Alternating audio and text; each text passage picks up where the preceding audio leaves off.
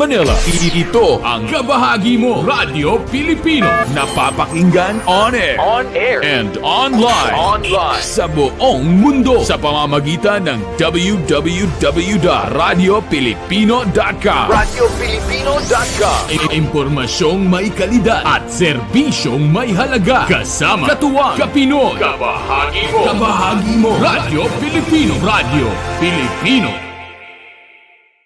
Sa bawat hagupit na dala ng kalikasan, matinding pinsala ang hatid sa mga bayan at sa mga tinamaan, tanging pag-asa ang kanilang pinanghahawakan. Kaya ngayong Kapaskuhan, ipamalas natin ang tunay na diwa ng bayanihan. Let us help as one. Ibahagi ang pakikipagtulungan sa mga sinalanta ng Bagyong Odette. Tulong Kapinoy. Tulong ka, Pinoy. A project of Ascenso Kapinoy Foundation Incorporated in cooperation with Radio Pilipino and 1FM. Ang anumang donasyon ng bawat isa sa atin ay napakalaking regalo na para sa ating mga Kapinoy na naging biktima ng Bagyong Odette. Amin po itong ipadadala sa mga typhoon-ravaged areas. Kaya sa mga nais tumulong, maaari po kayong magdeposito sa Ascenso Kapinoy Foundation UCPB account number 2010-30038-685 o pwede nyo ring dalhin sa aming himpilan. Tulong Kapinoy. Tulong ka, Pinoy. For Typhoon Odette, tulong tayo Kapinoy upang ibangon ang pag-asa ng ating mga kababayan ngayong Kapaskuhan. Para sa karagdagang impormasyon, bisitahin ang Radyo Pilipino o 1FM Facebook page. Thank you to Jessie De La Cruz Fernandez, Various Clothings, The Barber Salon and Spa Paniki Tarlac, cash donation, Nerissa G. Maaya, cash donation, Aqua Park Water Station, Palak Victoria Tarlac, 1 cavan of rice, 4K Empanada Best Snack Bar, SM City Tarlac, cash donation, Seroptimus International Tarlac Chapter, Rosana Cotero, cash donation, Alicia Frio, cash donation, Marilyn Tiamzon, cash donation, Lino Magat, Various Clothes, DWXT-FM, DCTCAM, and RTV 26 employees, 1 cavan of rice.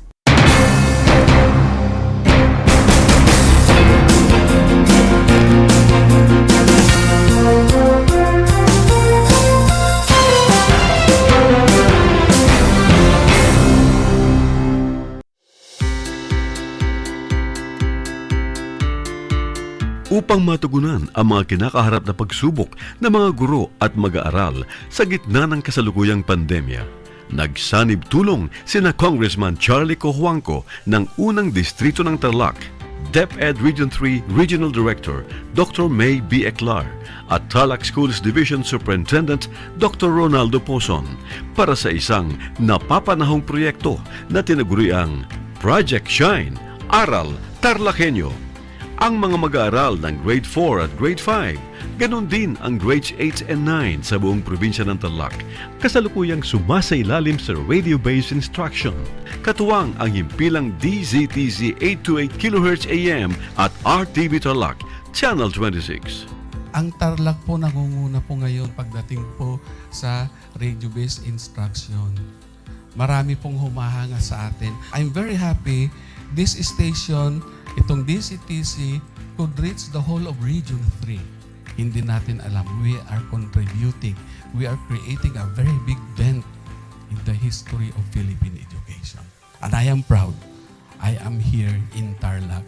This is the noble cause of education in which you and I, without you knowing it, we are bound to do.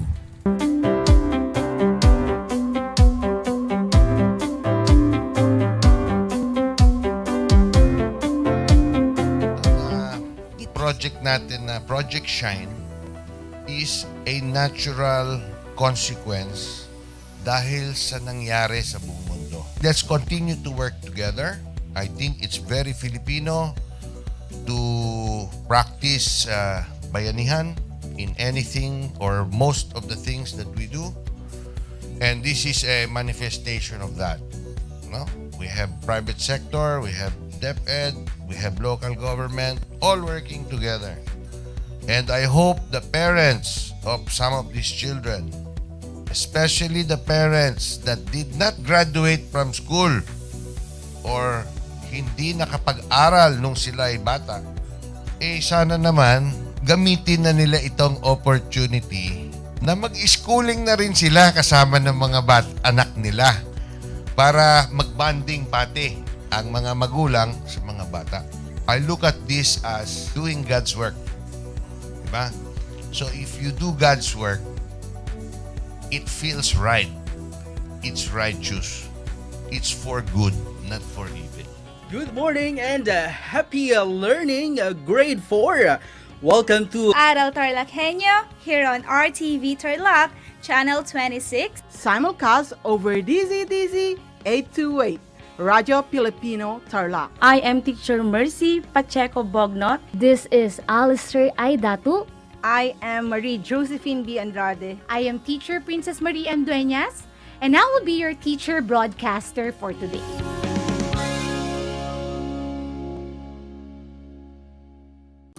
Kumusta mga giliw kong tagapakinig? Nagbabalik ang inyong paaralang panghimpapawid, Aral TarlakHenyo, RTV Tarlac, Channel 26, at sa bayang naririnig sa DZDC 828, Radyo Pilipino Tarlac. Tayo rin ay napapanood sa FB Live ng RTV Tarlac, Channel 26. Sumasahimpapawid mula sa bayan ng Pura Tarlac, mula sa bayan ng San Clemente, mula rito sa Borok Elementary School, Pura Tarlac, sa bayan ng Kapas Tarlac. Ako, ang inyong guro, na maghahatid sa inyo ng makabuluhang pagtalakay sa ating aralin.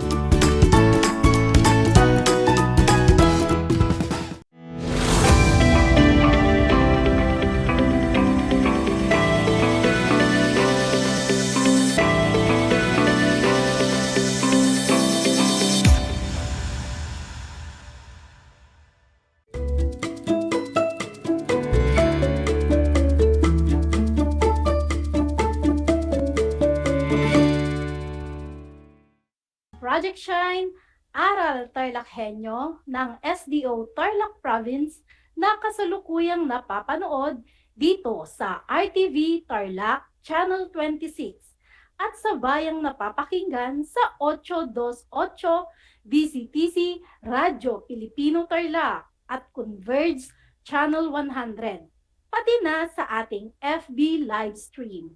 Magandang buhay, mabuting tao! Kumusta na kayo mga giliw kong tagapakinig? Ang aking pagbati at paghanga sa inyong pagpapahalaga sa edukasyon at pagpupursiging matapos ito ng nagtatagumpay sa kabila ng hamon ng pandemya. Ako ang inyong guro sa edukasyon sa pagpapakatao sa ikalimang baitang, Ginang Betty Ann L. Marcelino, sumasahimpapawid mula sa bayan ng Kamiling, lalawigan ng Tarlac. Sasamahan at gagabayan ka sa Most Essential Learning Competency na nakapagsasaalang-alang ng karapatan ng iba. Bago tayo magtungo sa isang bagong leksyon, ay nais kong balikan muna natin ang ating naging aralin noong nakaraan. Naalala niyo pa ba ito, mga anak? Kung ang inyong sagot ay pagmamalasakit at pagmamahal sa kapwa, ikaw ay tama. Bilang pagbabalik tanaw sa ating nagdaang aralin, sagutin lamang ng tama kung ang mga sumusunod na sitwasyon ay nagpapakita ng pagmamalasakit at pagmamahal sa ating kapwa, at mali naman kung ito ay hindi. Para sa unang sitwasyon, sa paghagupit ng Bagyong Odette, si John Mark ay voluntaryong tumulong sa kanyang kapwa. Namigay siya ng mga relief goods sa kaniyang mga kababaryo na higit na nangangailangan ng tulong, mga nawalan ng tirahan at kabuhayan dahil sa nangyaring paghagupit ng bagyo sa kanilang lugar. Kung ang inyong sagot ay tama, Mga mahusay mga bata. Tandaan na ang voluntaryong pagtulong ng walang hinihintay na kapalit ay isa sa mga paraan ng pagpapakita at ng pagmamalasakit at pagmamahal sa ating kapwa na kailanman ay hindi mapapalitan ng anumang material na bagay sa mundo. Pangalawa, nagsama-sama ang mga mamamayan ng Kamiling Tarlac upang magsagawa ng isang outreach program para makapagbigay tulong sa mga higit na nangangailangan ngayong panahon ng pandemya. Kung ang iyong sagot ay tama, mahusay mga bata. Pangatlo, naglalakad ka papuntang eskwela at may nadaanan kang matandang hirap maglakad upang abutin at pulutin ang mga tumilapon niyang mga pinamili. Agad mo siyang nilapitan para tulungan. Pagkatapos noon ay inabutan ka niya ng pera at dali-dali mo naman itong kinuha at tinanggap. Kung ang iyong sagot ay mali, mahusay mga bata. Laging tatandaan na ang pagmamalasakit sa kapwa ay walang hinihinging kapalit.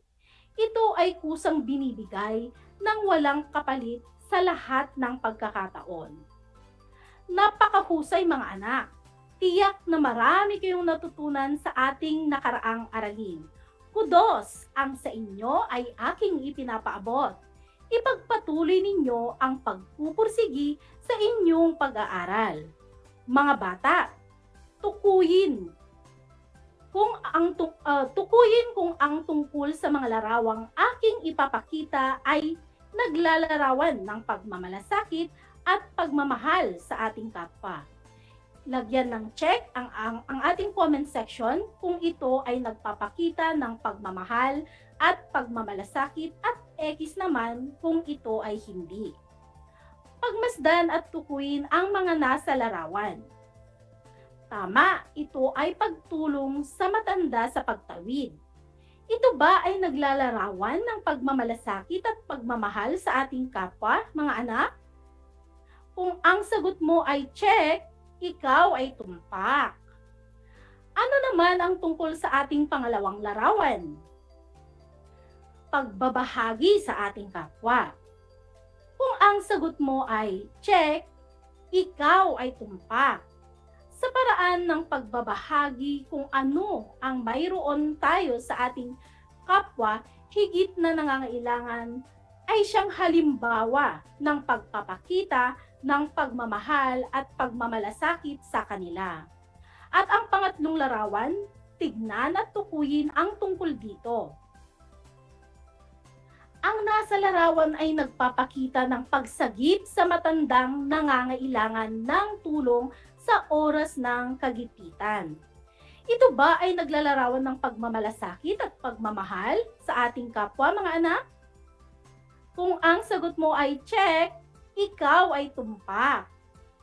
Ilan lamang iyan sa mga halimbawa kung kailan tayo ay nakakapagpakita ng pagsasaalang-alang para sa karapatan ng ating kapwa, kung saan inuuna natin ang kanilang kaligtasan at kaayusan kaysa sa pansarili nating kapakanan.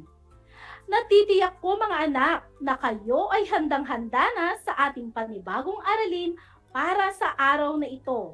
Maging alerto at listo sa anumang impormasyong magbibigay sa atin ng inspirasyon, pag-asa at aral sa buhay na makatutulong sa pagiging mabuting tao. Sa araw na ito ay ating tatalakayin ang pagsasaalang-alang sa karapatan ng iba. Ano ba ang pagsasaalang-alang? Ang pagsasaalang-alang ay ang pagkilos at epekto ng pagbibigay sa isang tao o isang bagay sa lahat ng kanilang pansin. Dalawang kahulugan ang lumalabas mula rito. Una, upang maipakita na mabuti ang isang bagay. Pangalawa ay ang pagtrato sa isang tao na may paggalang at pagpapahalaga. Ang termino ay nagmula sa Latin na consideratio.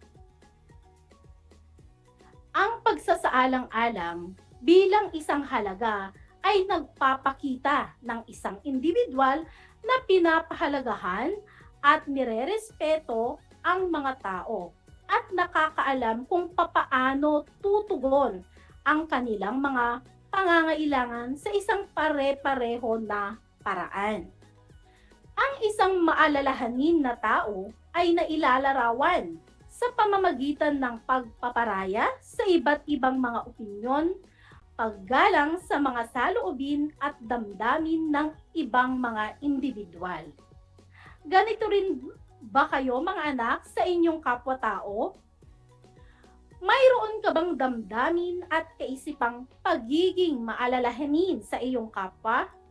Kung ang sagot mo ay opo, magaling.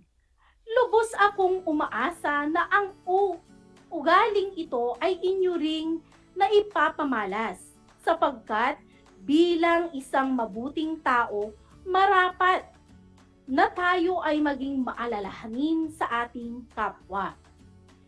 Bilang pagpapahalaga at pagbibigay respeto sa bawat isa, mahalagang malaman ng bawat batang tulad mo ang kanilang karapatan.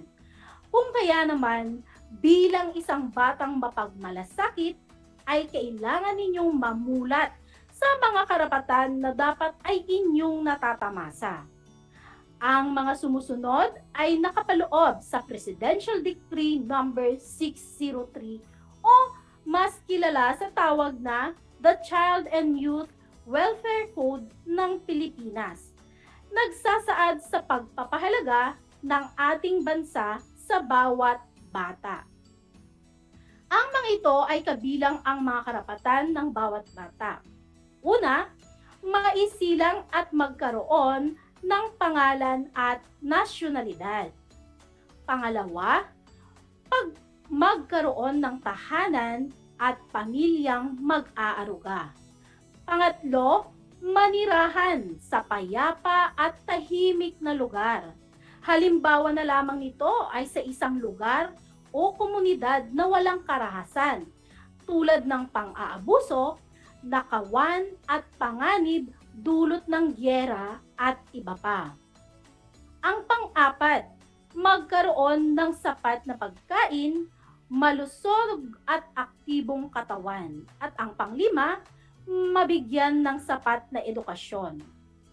Pang-anim, mapaunlad ang kakayahan.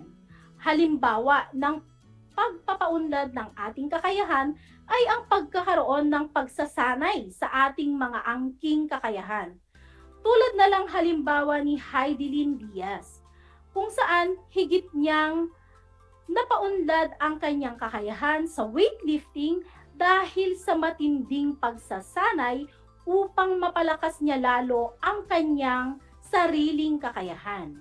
At pangpito, mabigyan ng pagkakataong makapaglaro at makapaglibang. Pangwalo, mabigyan ng proteksyon laban sa pang-aabuso, panganib at karahasan. Karapatan ng bawat tao na mamuhay sa isang tahimik at maayos na komunidad. Matamasa nito ang mamuhay ng malaya at malayo sa anumang panganib at kapahamakan. Pangsyam naman, may pagtanggol at matulungan ng pamahalaan sa pamamagitan ng pagpapatupad ng mga batas sa kasiguruhan ng kaligtasan at kapakanan ng bawat kabataan. At ang pangsampu, makapagpahayag ng sariling pananaw.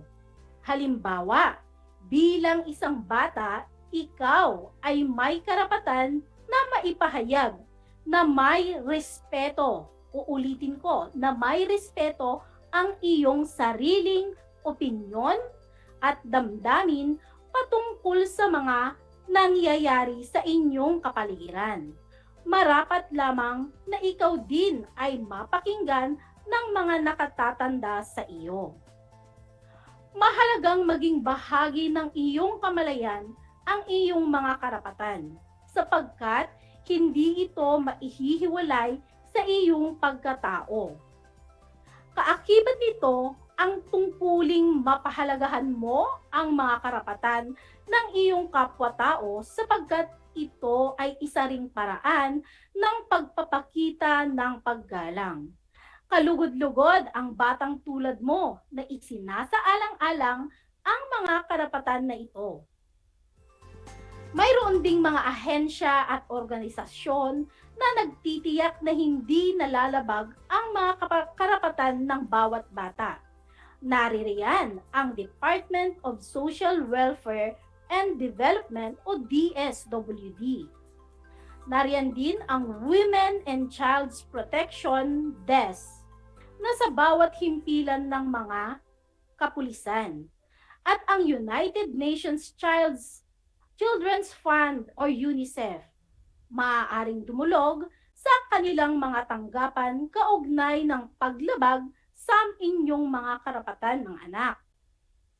Isang talakayan na naman ang malapit nang matapos. Ako ay masayang-masaya sa ipinapakita ninyong aktibong pakikibahagi sa ating aralin. Higit sa lahat ang inyong pagmamahal sa edukasyon. Ipagpatuloy ang kagandahang asal na ito, mga anak. Ito ay hakbang tungo sa katuparan ng inyong mga pangarap sa hinaharap. Mahalagang tandaan, mga bata, ang mga sumusunod na konsepto mula sa ating aralin ngayong araw. Una, ang pagsasaalang-alang sa kapakanan at karapatan ng ating kapwa ay isa sa pinakamataas na antas ng pagsasakripisyo na maaari nating ibigay para sa kabutihan ng ating kapwa-tao. Pangalawa, ang pagtrato sa isang tao na may paggalang at pagpapahalaga ay ang kahulugan ng pagsasaalang-alang. Ang termino ay nagmula sa Latin na konsiderasyo. Pangatlo, tandaan na ang bawat karapatang ating natatamasa ay may kaakibat na tungkuling dapat nating mapahalagahan at higit lalo ang mga karapatan para sa ating kapwa-tao. Sana ay nauunawaan ninyo ang konsepto ng ating aralin ngayong araw. Sa puntong ito, panahon na upang alamin kung kayo ay may natutunan mula sa ating aralin sa pamamagitan ng munting pagsusulit. Sa lahat ng nanonood sa FB Live, gamitin ang FB chat box para sa inyong mga kasagutan.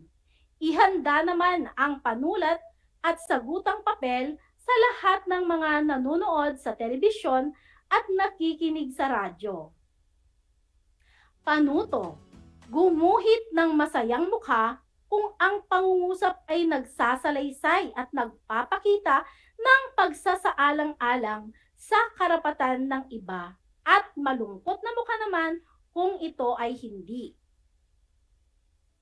Una, kadalasan ang paghingi ng pahintulot sa paghiram o paggamit ng pag-aari ng ating kapwa tulad ng kanilang personal na kagamitan ay isang halimbawa ng pagpapakita ng pagpapahalaga sa kanilang sariling karapatan. Ang sagot ni Sam Agas ng Malacampa Elementary School, Maine mula sa ating chat box ay, masayang mukha, ikaw ay magaling, Sam.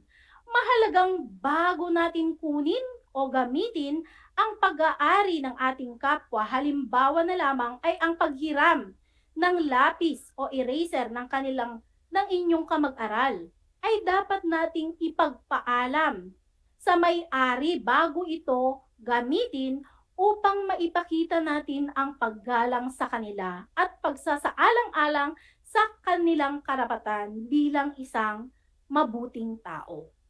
Pangalawa, sa panahon ng bagong normal, ang bawat mag-aaral ay nagsasagawa ng kani-kanilang pag-aaral sa kani-kanilang tahanan tulad ni James. Kung kaya naman, Sa oras na nakikita niyang nag-aaral ang kanyang mga kapatid, ay hindi ito gumagawa ng ingay upang hindi maistorbo sa pag-aaral ang kanyang mga kapatid. Para sa wastong kasagutan sa bilang 2, ay maraing sumagot si Kevin Ruiz ng masayang mukha. Ikaw ay mahusay, Kevin. Sabi nga sa ating kasabihan, mga anak, na upang respetuhin ka ng iyong kapwa, ay matuto ka ring rumispeto sa iba. Pangatlo, ang kapitbahay ni Roldan ay kanilang maayos na kinausap upang hinaan ang kanilang video upang hindi makabulahaw sa kanilang mga kapitbahay at agad namang tumalima sa pakiusap nila. Kung ang sagot mo ay masayang mukha, ikaw ay magaling. Tiyak ngang naiintindihan mo ang ating aralin sa araw na ito. Mahalagang magkaroon tayo ng magandang ugnayan sa ating kapwa, lalo na kung ito ay sa pagpapakita ng paggalang natin sa kanilang mga karapatan. Pang-4, nagbawas na lamang basta-basta ng mga manggagawa ang factory na pinagtatrabahuhan nila Joel at Maris na walang pasabi o mabuting paliwanag sa kanilang mga manggagawa.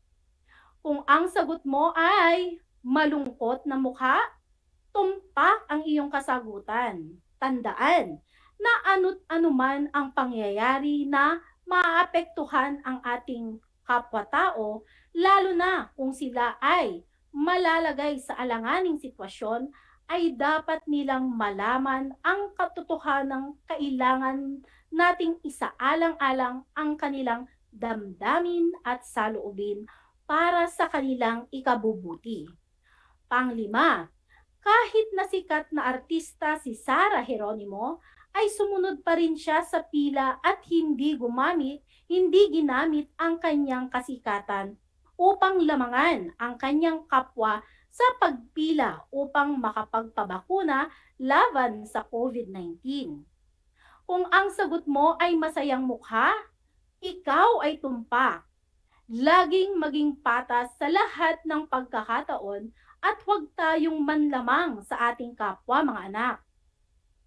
Binabati ko kayong lahat, mga bata, sapagkat natitiyak kong nakuha ninyo ang tamang sagot sa ating pagsusulit.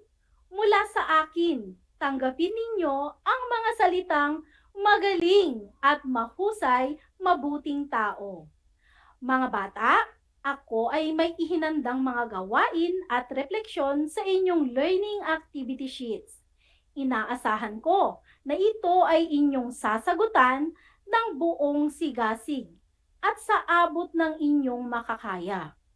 Sakali man na kailanganin ninyo ang patnubay ng inyong pamilya o guro, huwag kayong mag-atubiling sila ay tawagan upang kayo ay magabayan ng tama. Panalangin ko na anumang konsepto, higit lalo ang mga aral sa buhay na inyong natutunan sa araw na ito ay inyong maisa sa buhay araw-araw. Muli, ako ang inyong guro sa edukasyon sa pagpapakatao, Baitang 5, Ginang Betty Ann L. Marcelino, sumasahimpapawid mula sa bayan ng Kamiling, lalawigan ng Tarlac. Nagpapaalala na piliing maging mabuting tao sa lahat ng panahon at pagkakataon. Hanggang sa muli!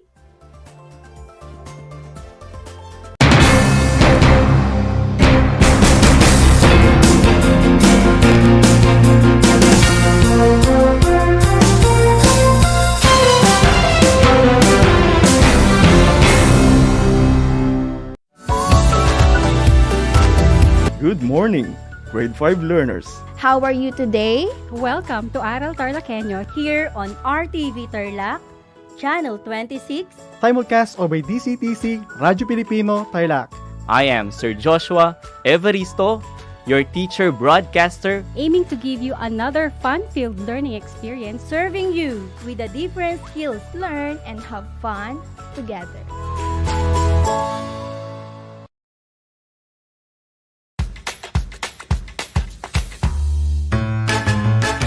Alam niyo ba na ang salitang yoyo at ang makabagong bersyon nito ay naimbento ng isang Pilipinong nagngangalang Pedro Flores?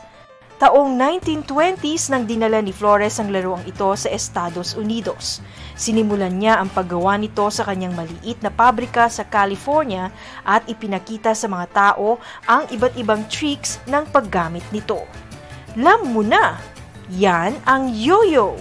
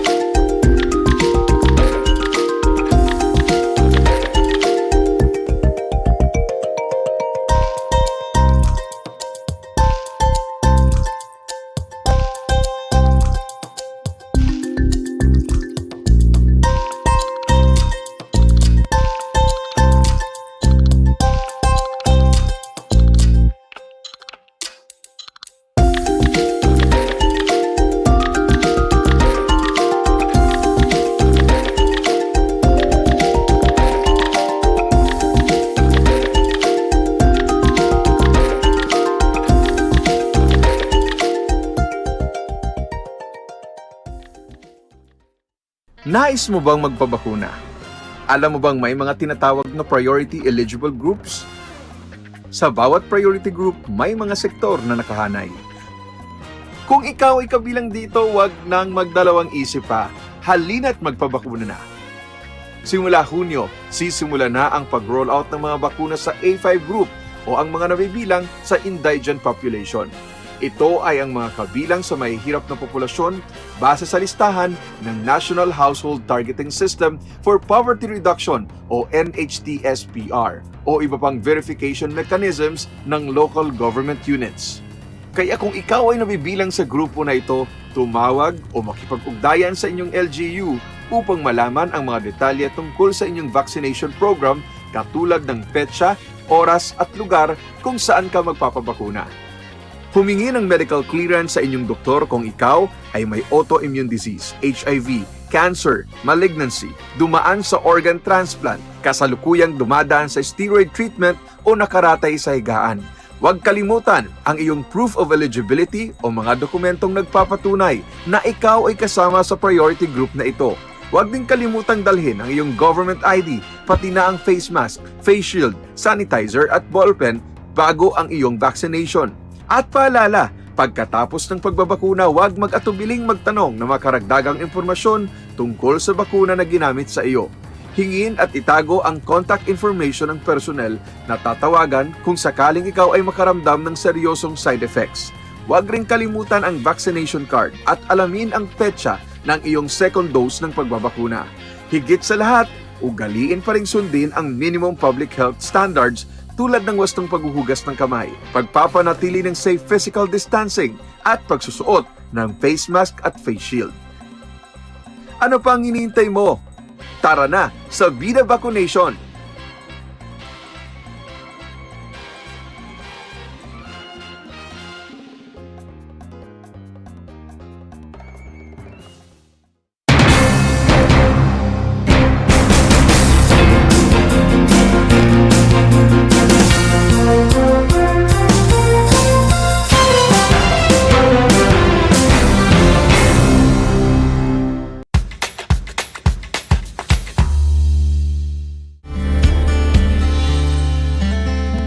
Alam niyo ba na ang Pilipinas ay mayroong 7,641 islands? Mula sa bilang na 7,107 islands, nadagdagan ito ng 534 na isla noong 2017. Tanging 2,000 lamang sa mga islang ito ang natitirhan. Alam nyo na! Yan ang mga isla sa Pilipinas.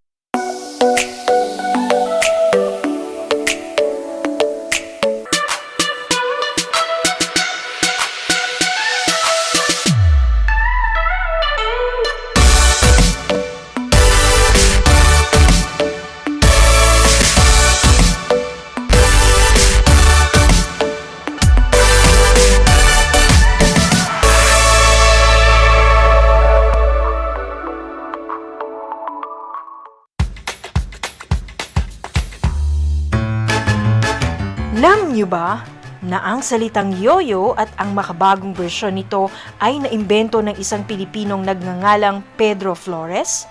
Taong 1920s nang dinala ni Flores ang laruang ito sa Estados Unidos.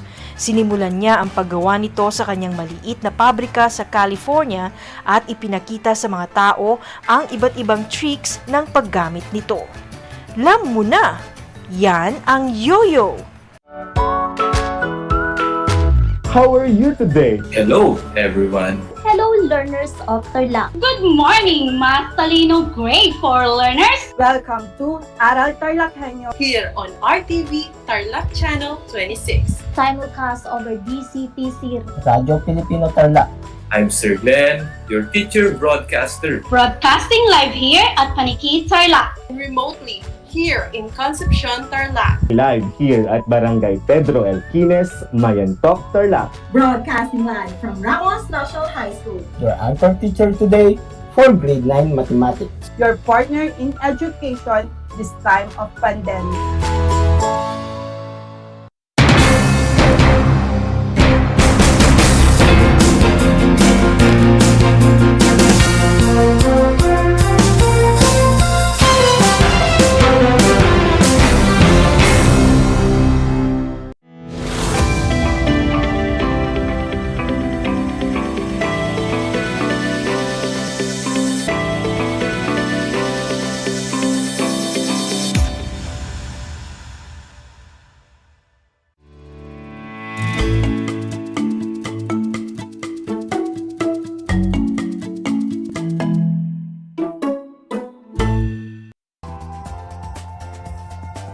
Day learners, welcome to Aral TarlakHenyo here on RTV Tarlac, Channel 26, simulcast over DZTC 828, Radyo Pilipino Tarlac, and Converge TV Channel 100, broadcasting live here at Pura Tarlac. This is Natalie Don B. Kasupanan, your teacher broadcaster for Science Grade 5. How are you today, kids? I am glad to know that you are doing great and that you are excited to learn new things despite the effects of the pandemic in our learning setup. I would like to invite you to join me in a scientific experience at home. Today, we are about to explore another lesson in second quarter in Science Grade 5. Are you ready to join me for today's lesson? Come on! I want you to prepare your modules in Science 5. Also, kindly prepare your pen and notebook so that you may take down notes as we go along with our lesson. Do you have it now? Great! Make sure that you are in a comfortable place, far from noise, so that you can hear me clearly while listening to this broadcast. Today, we are going to talk about the interactions among living things and non-living things in estuaries and intertidal zones. For Lesson 1, let us focus on estuaries. After this learning episode, you are expected to describe estuaries and identify living things or biotic and non-living things or abiotic components in a given picture of estuary. But before that, let us try to recall the concepts that you have learned last time, such as the modes of reproduction in flowering and non-flowering plants.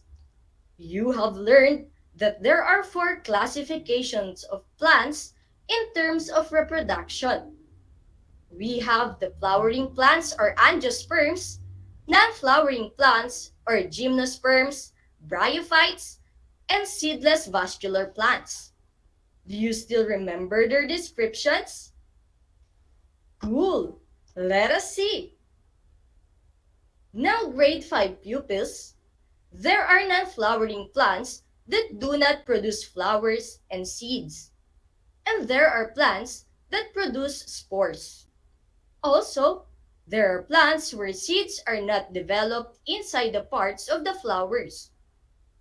In this review activity, try to rearrange the jumbled letters to form the needed word or words and the appropriate type of plant. I repeat, try to rearrange the jumbled letters to form the word or words being described. Just write your answer in your notebook or on a piece of paper, or you can type your answer in the comment section. Let us have the first one. These are plants that use cones to house their seeds. These are woody plants and most of them are trees. Again, these are plants that use cones to house their seeds. These are woody plants and most of them are trees. Let's check your answers. What do you think is the correct answer? The correct answer is gymnosperms. Great! Genius! Conifer is one of the major groups of gymnosperm plants. Conifers reproduce using their cones. The seeds of a conifer are winged seeds. When they are released by the cone, they will float on the wind until they reach the ground where they will germinate and grow. Let us have the next one.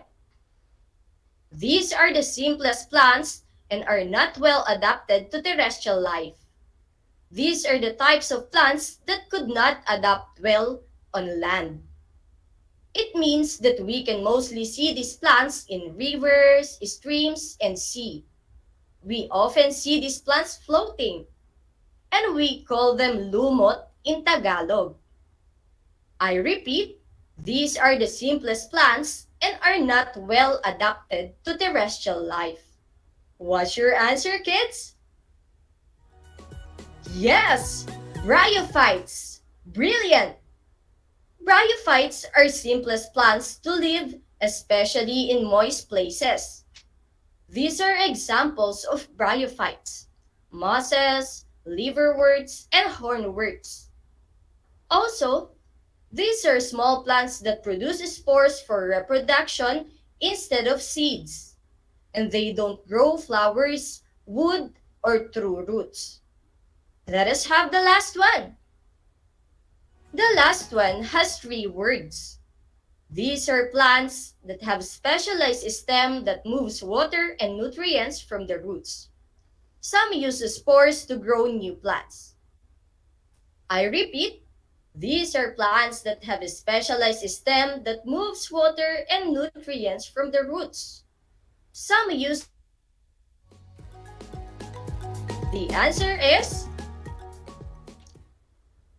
seedless vascular plant. Superb!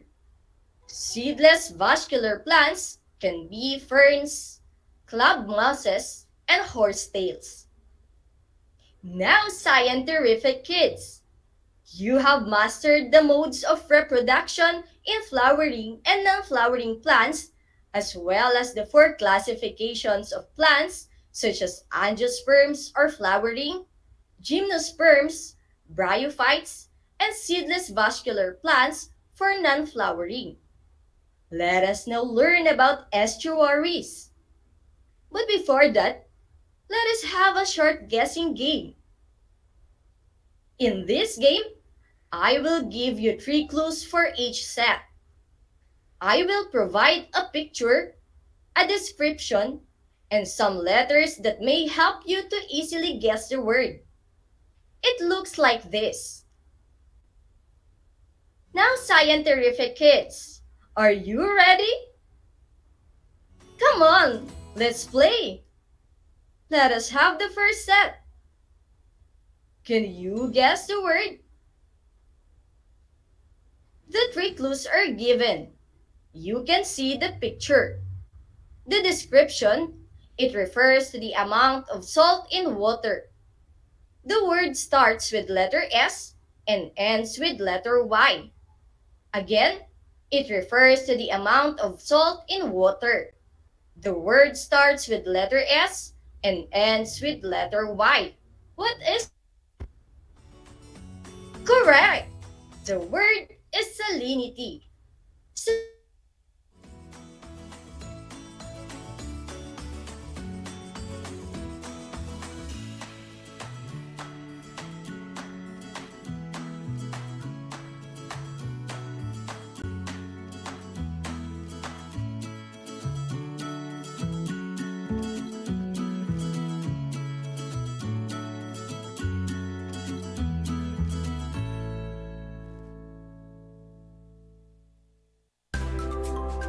The hotness or coldness of an object. The word starts with letter T and ends with letter E. What is the word, kids? Terrific! The word is temperature. Temperature is the measure of hotness or coldness expressed in terms of any of several scales such as Celsius, Fahrenheit, and Kelvin. Let us now have the last set. The picture is provided. For the description, it is needed by plants for the photosynthesis. The word starts with letter S and ends with letter T. I repeat, it is needed by plants for this. The word starts with letter S and ends with letter T. Can you guess the word? Yes, the word is sunlight. Good job, kids! Green plants use sunlight to make their own food. Now, kids, let us read the three words: salinity, temperature, and sunlight. As we talk and learn about estuaries in our discussion for today, we will also learn about elements such as salinity, temperature, sunlight, and some other components that play different roles in estuaries. Are you ready to learn? Come on! Look at these pictures. How can you describe them? That's correct. These are bodies of water. The ocean and the river. Let us examine this. What we can see here is the river. Where do you think the river water goes? Yes, you are right. It flows to the ocean. And this area is called estuary. An estuary is a place where the fresh water from the river mixes with the salt water from the ocean. Here are some other examples of estuaries. I repeat, an estuary is a place where the fresh water from the river mixes with the salt water from the ocean. In other words, an estuary is the boundary where fresh water meets salt water. Okay, kids? Estuary or estuaries are also called nursery or nurseries of the seas because they serve as breeding ground for many ocean fish. Now, kids, let us describe further an estuary. An estuary is a partially enclosed coastal body of brackish water with one or more rivers or streams flowing into it, and with a free connection to open sea or ocean. Water in estuaries is brackish. When we say brackish, it means that it is less salty than seawater or salt water found in the sea or oceans, but it is saltier than the fresh water. Since estuary is where the fresh water and salt water mixes, it's the reason why the water is brackish. It is less salty than a salt water, and it is saltier than a fresh water. Okay, kids? Now that you learned another scientific ideas and facts, it is now time for you to apply what you have learned about estuaries. Can you now describe an estuary? Cool! Let's try! Here is the instruction. Write the answer in your notebook or on a piece of paper. Or you can type your answer in the comment section. Don't forget to put number in your answers to avoid confusion. I repeat, write the answer in your notebook or on a piece of paper. Or you can type your answer in the comment section. Don't forget to put number in your answers to avoid confusion. Here is question number 1. What is the other term for estuary as it serves as breeding ground for many ocean fish? Again, what is the other term for estuary as it serves as a breeding ground for many ocean fish? What do you think is the answer? And the answer is nursery or nurseries of the seas. Good job! Let us now have question number 2. Are you ready? Here is the second question. What do you call the water found in an estuary? I repeat, what do you call the water found in an estuary? Let us check your answer. We call it brackish or brackish water. Brilliant! Let us now have the last question. What types of water mix in an estuary?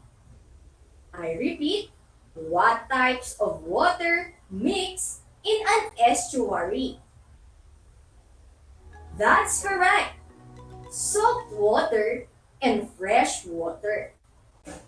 Alright kids, now that you can describe an estuary, it's now time to know more about some components or elements that can be found in it.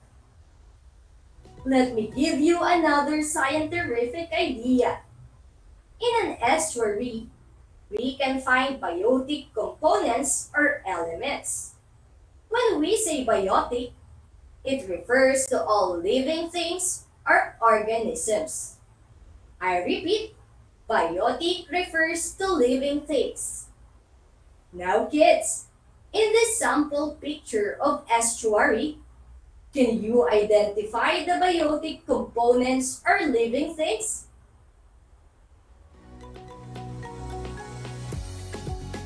Great! Worm, crab, heron, seal, and all the animals found in the picture, as well as the plants that we see, including trees and flowers. What do we call them, kids?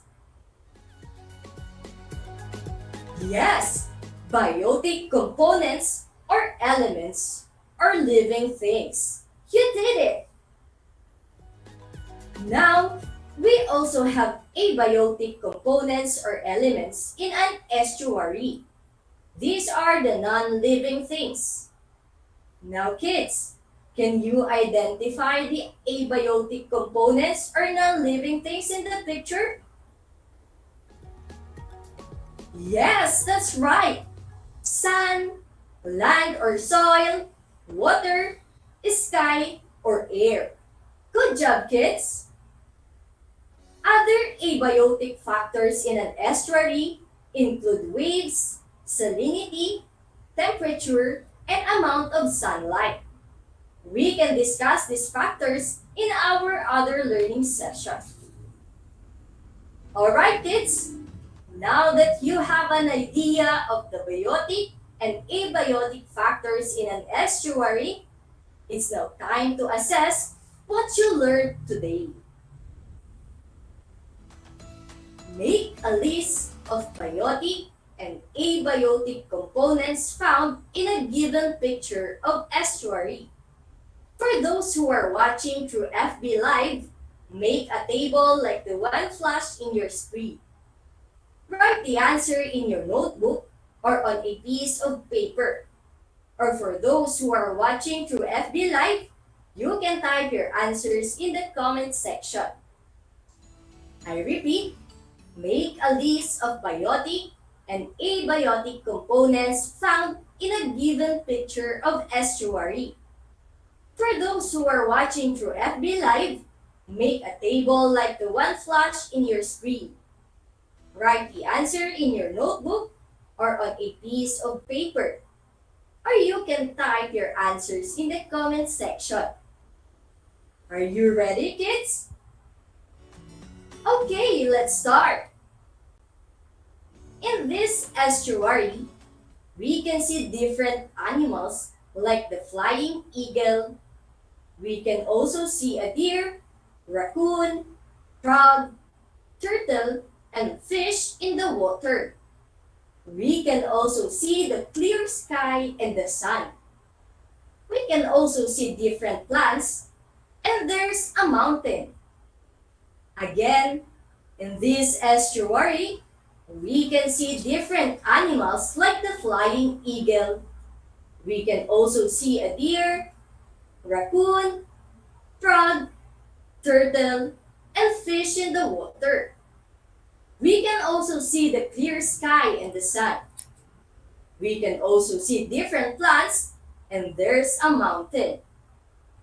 Kids, you have another 5 seconds to look at the picture.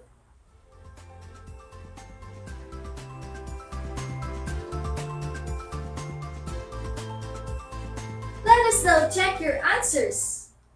Here are the possible answers.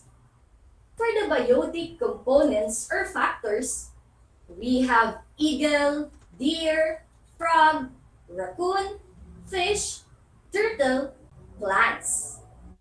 For the abiotic components or factors, these can be sunlight, land or soil, mountain, water, sky, air, or temperature.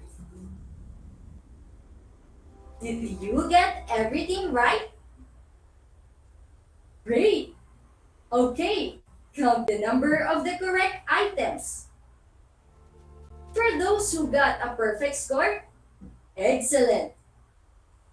For those who got 10 to 13, very good. For those who got 7 to 9, good job. For those who got 6 and below, still, good job for trying. Do not lose hope and keep on studying the lessons for you to get a high score.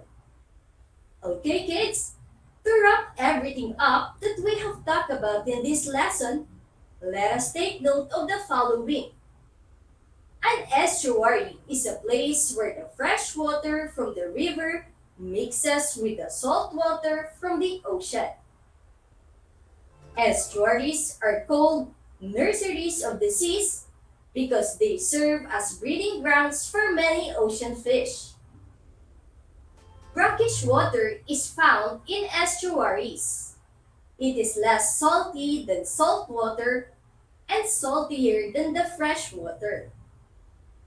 Biotic components in estuaries are living things or organisms, while abiotic components or factors are non-living things. Now kids, for your assignment, get your modules and turn to page 3. Let me read the directions. Read the poem and make a list of biotic and abiotic factors mentioned by the author. Make a table like the one below on your answer sheet where you can write your answer. I repeat, read the poem and make a list of biotic and abiotic factors mentioned by the author. Make a table like the one below on your answer sheet where you can write your answer.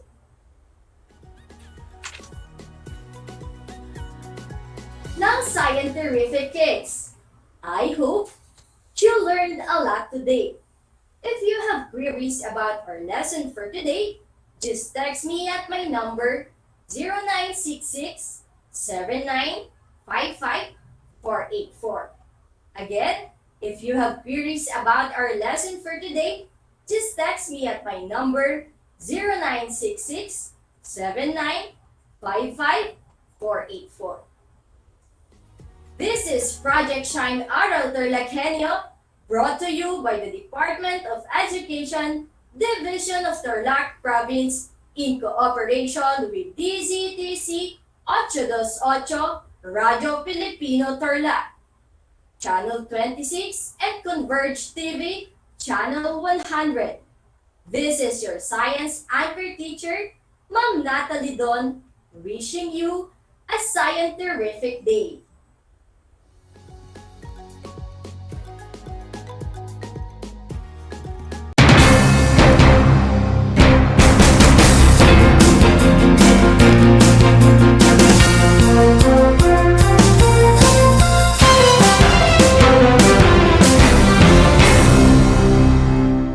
Did you know that children learn more when they initiate an activity and are actively engaged in it? This is your science teacher broadcaster, Princess Diana L. Ronquillo for Aral TarlakHenyo. Let's learn science together on Aral TarlakHenyo. Catch us live every Monday to Friday from 8:30 a.m. to 5:30 p.m. Watch Aral TarlakHenyo on RTV Tarlac, Channel 26, simulcast over Radio Filipino, DZTC 828 kHz, and streamed live on FB page and YouTube channel of RTV Tarlac, Channel 26.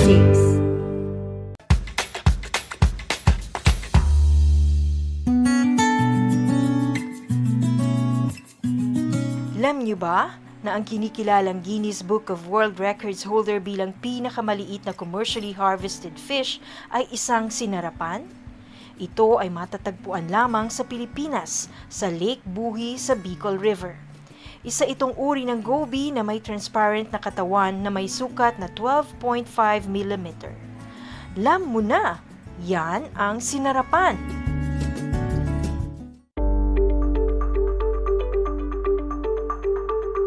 Sa pagnanais na mapigilan ng ating pamahalaan ang pagdami ng bilang ng mga kaso ng COVID-19, binuo ang One Hospital Command Center o OHCC upang mas mabilis na matugunan ang medikal na pangangailangan ng ating mga kababayan. Bukas ang OHCC 24 oras araw-araw. Tumawag lamang sa mga hotline nito sa 0919-977-3333 o 0915-777-7777 o 02-886-50500. Maaari ring i-download ang Pure Force Citizens app sa Android o iOS upang mabilis na matugunan ang sinumang nangangailangan. Layon din ng OHCC na maiwasang mapuno ang kapasidad ng bawat ospital. Kaya't kung ikaw ay kinakailangang tumawag sa OHCC, mabibigyan ka ng libreng preliminary consultation. Para sa mga nangangailangan ng emergency quick response, makikipag-ugnayan ang OHCC sa DOH Bed Tracker at sa mga ospital upang makahanap agad ng pinakamalapit na bakanteng ospital. Ang transportasyon o ambulansya naman ng ospital na inirefer ng OHCC sa pasyente ang siyang susundo sa bahay nito. Kaya't kapag ikaw ay nakakaranas ng anumang sintomas ng COVID-19 o nangangailangan ng agarang tulong medikal, tumawag lamang sa OHCC at handa silang tumulong sa lahat ng oras.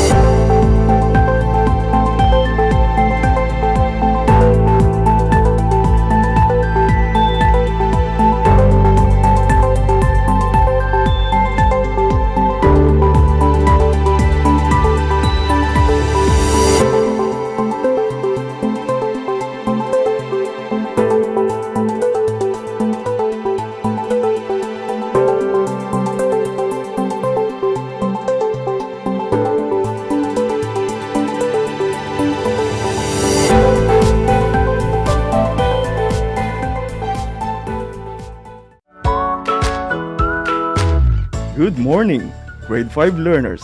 How are you today? Welcome to Aral TarlakHenyo here on RTV Tarlac, Channel 26. Simulcast over DCTC, Radyo Pilipino, Tarlac. I am Sir Joshua Evaristo, your teacher broadcaster, Aiming to give you another fun-filled learning experience, serving you with the different skills learn and have fun together.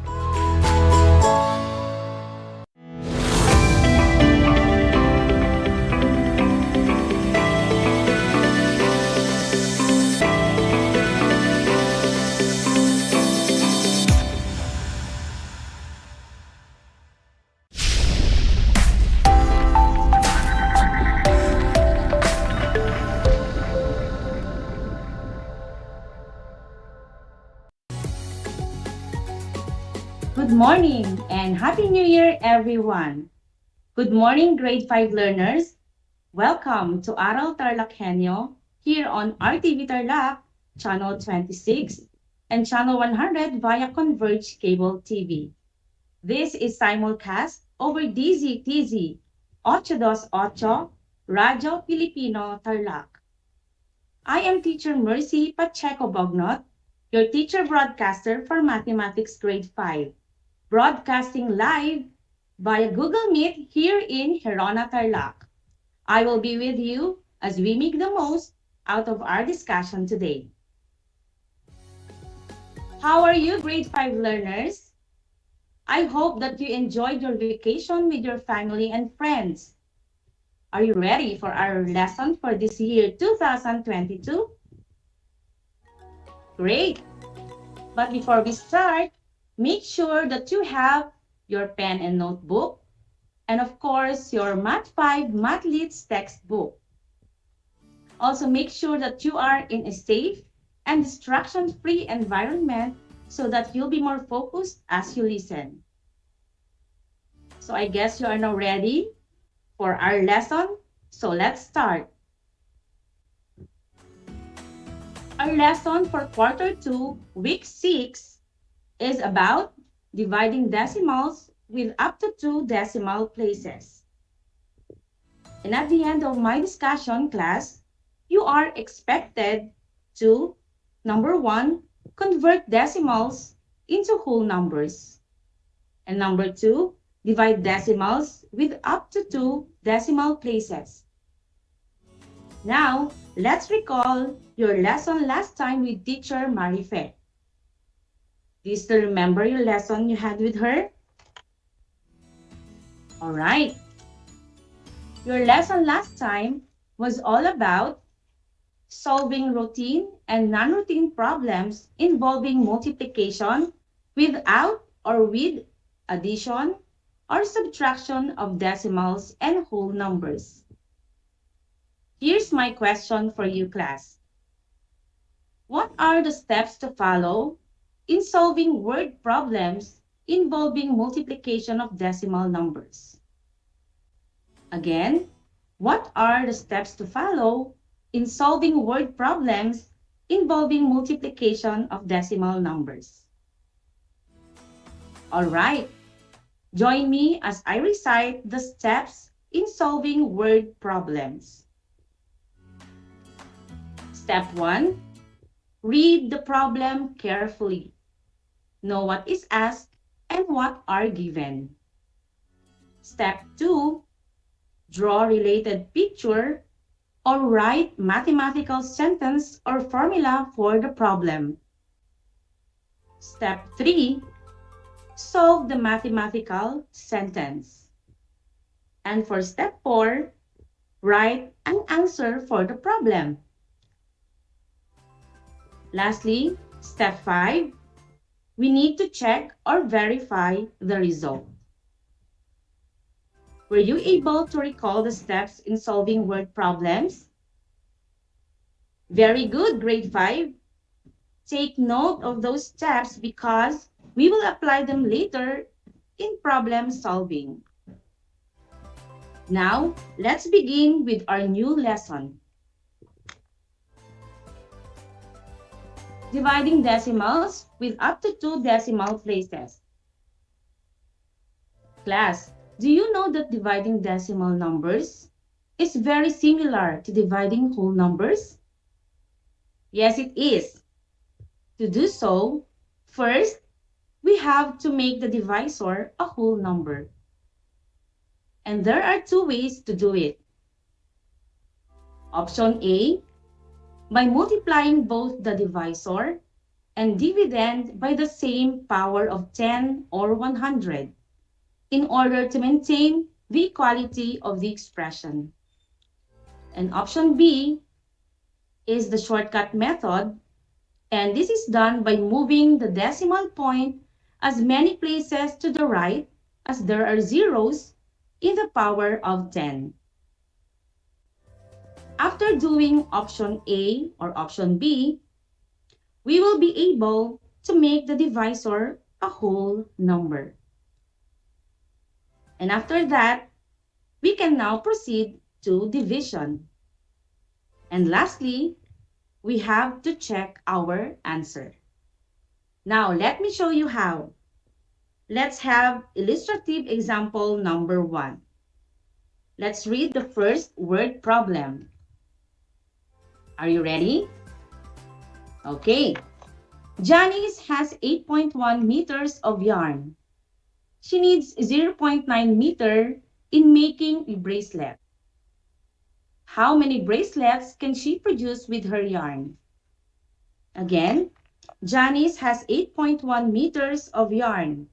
She needs 0.9 meter in making a bracelet. How many bracelets can she produce with her yarn?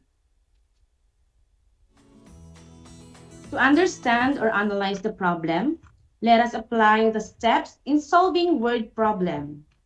First, we must know what is asked in the problem. And the answer is, how many bracelets can Janice produce with her yarn? Next, what are the given facts? The given facts are 8.1 meters of yarn, or the total yarn of Janice. The other one is 0.9 meter of yarn, or the yarn needed in making a bracelet. So after identifying what is asked and the given facts, what's next? Yes, we have to analyze and then plan our strategy. So what operation are we going to use? Correct. The answer is division. And going back to the given, the dividend is 8.1 and the divisor is 0.9. Let us now write the mathematical sentence. 8.1 divided by 0.9 equals n. Notice, class, that our divisor is in its decimal form.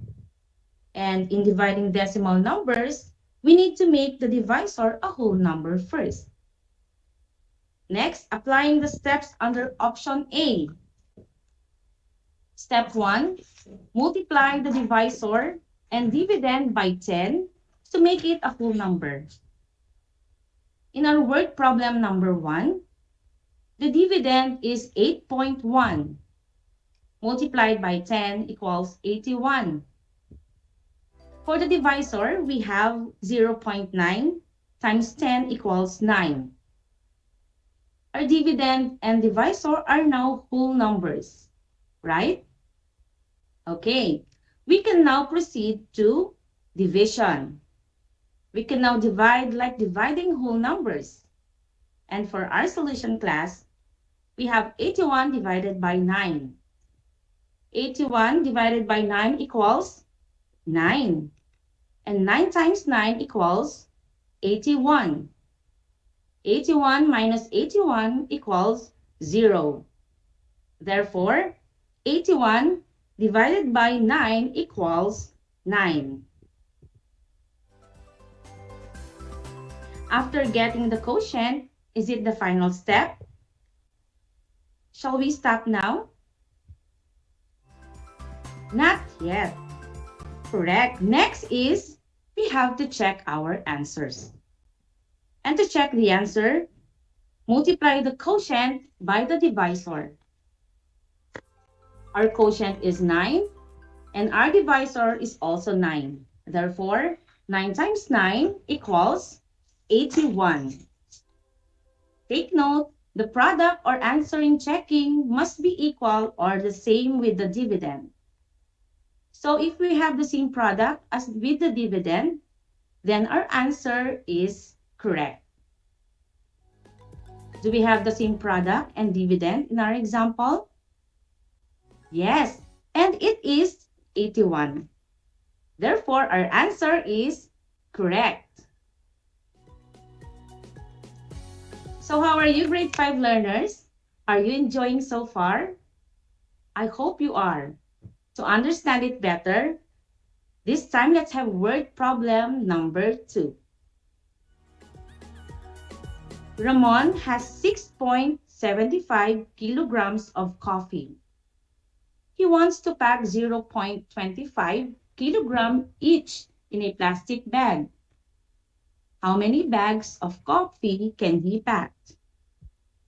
Next, under letter B, let's write down the given facts. 6.75 kilograms is the total weight of Ramon's coffee. 0.25 kilogram is the desired weight of each plastic bag of coffee Ramon wants to pack. Given all these facts, we will be moving on to our next step. And yes, we need to analyze and plan our strategy. So what operation are we going to use? Correct, division. And we need to find the quotient of 6.75 when divided by 0.25. By this time, we will try option B. Option B, step 1, or the shortcut method in converting decimal numbers into whole numbers. Step 1, move the decimal point to the right. So we have the dividend 6.75, and it will become 675 because we move its decimal point into 2 decimal places. Can you follow? All right. The divisor 0.25 will become 25. Now that our divisor and dividend are both in whole number form, what will be our number sentence? Our number sentence is 675 divided by 25 equals n. And by this time, class, we can now proceed to division. 675 divided by 25. 67 divided by 25 equals 2. 2 times 25 equals 50. 7 minus 0 equals 7. 6 minus 5 equals 1. Or simply 67 minus 50 equals 17. Bring down 5. 17 will become 175. Next, 175 divided by 25. Now, how are we going to divide 175 by 25? Okay, one way is to list down the multiples of 25. So we have 25, 50, 75, 100, 125, 150, 175, and so on. So how many 25s are there in 175? Okay, let's see and count. We have 1, 2, 3, 4, 5, 6, 7. Therefore, 175 divided by 25 equals 7. 7 times 25 equals 175. And of course, 175 minus 175 equals 0. The quotient of 675 and 25 is equal to 27. Now going back to the process, we are done with converting decimals into whole numbers by moving the decimal point to the right. We're also done with step 2, which is division. What will be the next step? Correct. We need to check our answer. And in checking, we will multiply the quotient by the divisor. The quotient is 27 and the divisor is 25. Therefore, we have 27 times 25. 5 times 7 equals, correct, 35. We write down 5 and we group 3 to the next digit. Next, 5 times 2 equals 10 plus 3 equals 13. Next, 2 times 7. Correct, it is equal to 14. We write down 4 and we group 1 to the next digit. Next, 2 times 2 equals 4 plus 1 equals 5. 135 plus 4 plus 54. Again, 135 plus 54. Bring down 5. 3 plus 4 equals 7. 1 plus 5 equals 6. The product, which is 675, is exactly the same as our dividend. Therefore, the quotient 27 is correct. Our answer to the word problem is Ramon can pack 27 bags of coffee. It is fun, right? I know grade 5 that you can follow. And for that, let's move on to our example number 3. For number 3, find the quotient of 9.6 divided by 0.8. Again, find the quotient of 9.6 divided by 0.8. Step 1. Change the divisor and the dividend to a whole number form.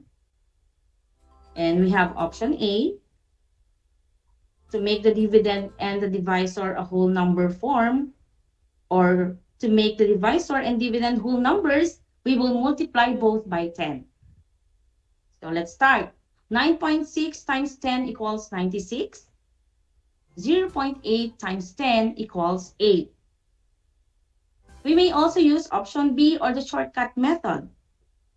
Let's equally move the decimal point to the right.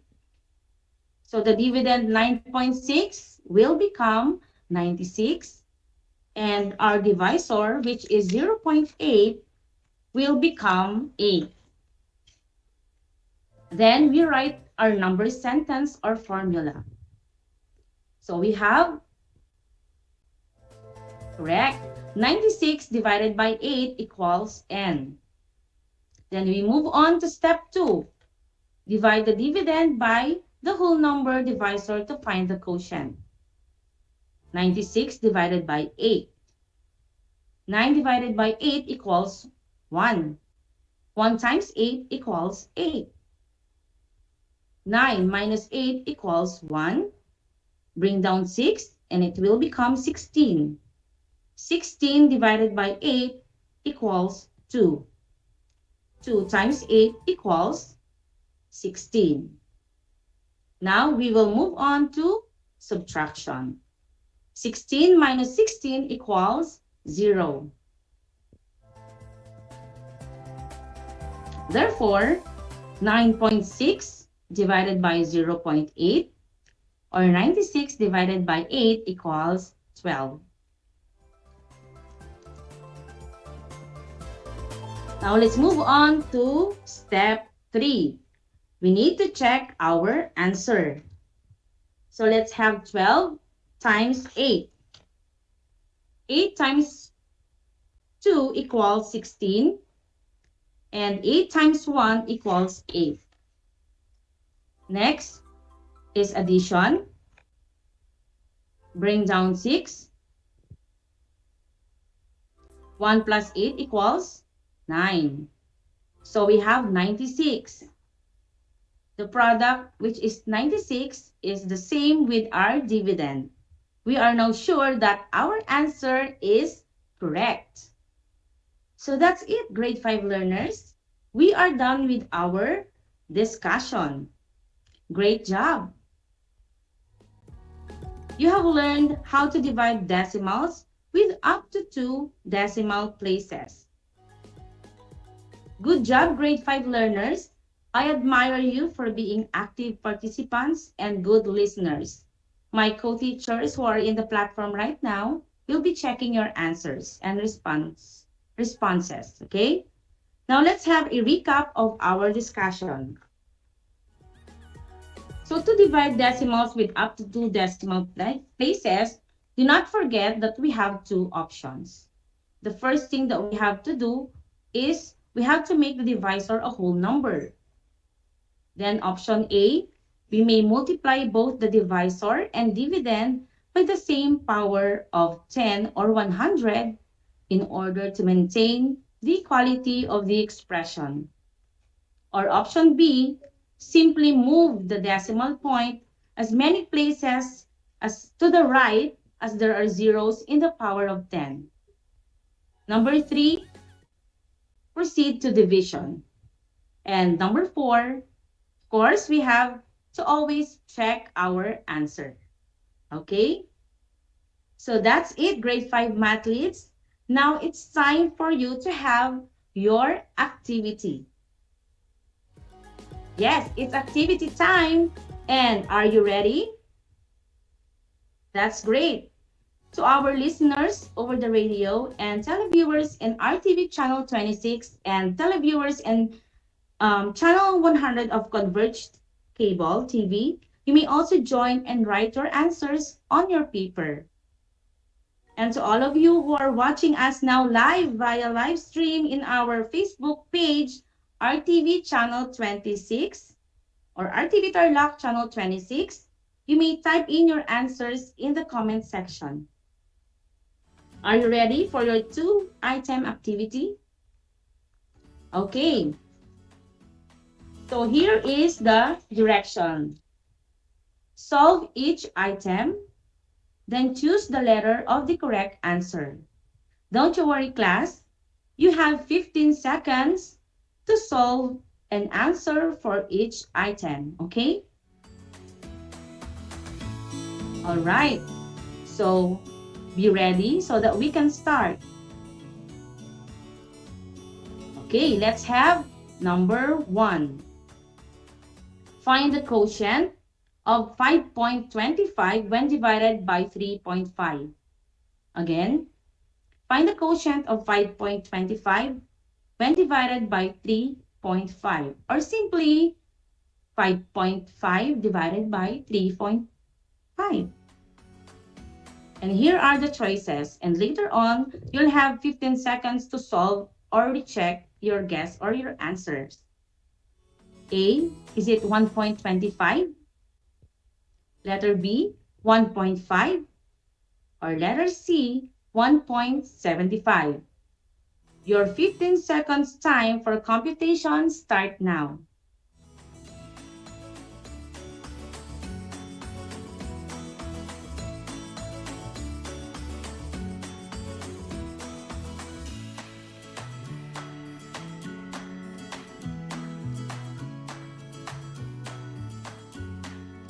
Time is up. So the correct answer is letter B, 1.5. It means that 5.25 divided by 3.5 equals 1.5. 5. Did you get the correct answer? Great job, grade 5. Now let's move on to item number 2.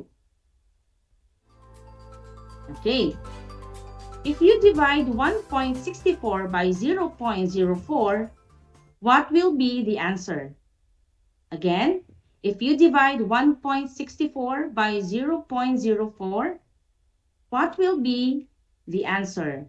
Is it A, 61, B, 51, or C, 41? You have another 15 seconds and your timer starts now.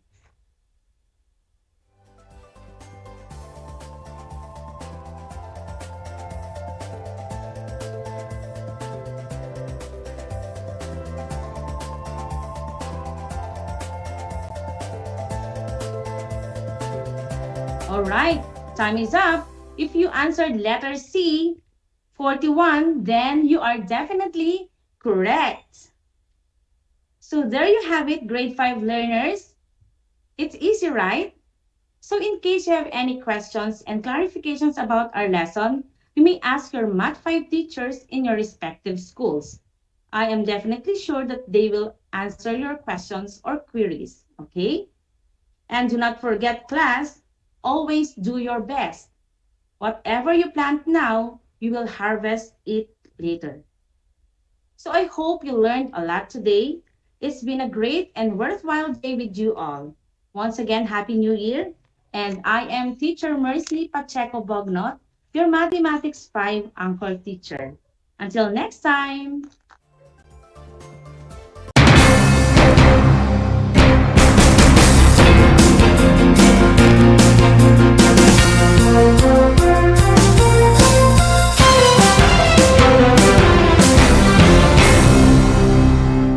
Multiply 1089 by 9, you will get an answer, the exact reverse, which is 9801.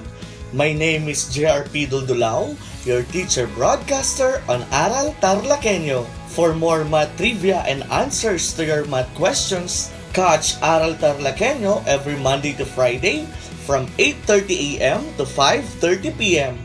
Learning math is so much fun! Kabahagi mo Radyo Pilipino. Impormasyong may kalidad, serbisyong may halaga, saan mang bahagi ng Pilipinas. On air. Saan mang bahagi ng mundo. Online. Anumang uri ng pamumuhay. Kasama katuwang Kapinoy. Kabahagi mo Radyo Pilipino. Radyo Pilipino. Sa bawat hagupit na dala ng kalikasan, matinding pinsala ang hatid sa mga bayan at sa mga tinamaan, tanging pag-asa ang kanilang pinanghahawakan. Kaya ngayong Kapaskuhan, ipamalas natin ang tunay na diwa ng bayanihan. Let us help as one. Ibahagi ang pakikipagtulungan sa mga sinalanta ng Bagyong Odette. Tulong Kapinoy. Tulong ka, Pinoy. A project of Ascenso Kapinoy Foundation Incorporated in cooperation with Radio Pilipino and 1FM. Ang anumang donasyon ng bawat isa sa atin ay napakalaking regalo na para sa ating mga Kapinoy na naging biktima ng Bagyong Odette. Amin po itong ipadadala sa mga typhoon-ravaged areas. Kaya sa mga nais tumulong, maaari po kayong magdeposito sa Ascenso Kapinoy Foundation UCPB account number 2010-30038-685 o pwede nyo ring dalhin sa aming himpilan. Tulong Kapinoy. Tulong ka, Pinoy. For Typhoon Odette. Tulong tayo, Kapinoy, upang ibangon ang pag-asa ng ating mga kababayan ngayong Kapaskuhan. Para sa karagdagang impormasyon, bisitahin ang Radio Pilipino o 1FM Facebook page.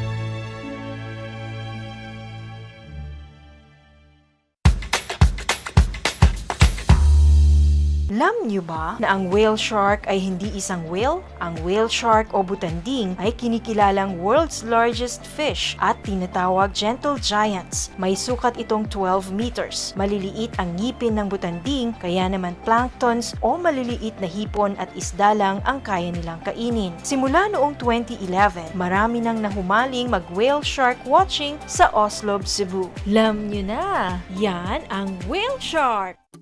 Kumusta mga giliw kong tagapakinig? Nagbabalik ang inyong paaralang panghimpapawid Aral TarlakHenyo sa RTV Tarlac, Channel 26 at sa bayang naririnig sa DCTC 828 Radyo Pilipino Tarlac. Tayo rin ay napapanood sa FB Live ng RTV Tarlac Channel 26. Sumasahimpapawid mula sa bayan ng Pura Tarlac, mula sa bayan ng San Clemente, mula rito sa Purok Elementary School, Pura Tarlac, sa bayan ng Kapas Tarlac. Ako, ang inyong guro, na maghahatid sa inyo ng makabuluhang pagtalakay sa ating aralin.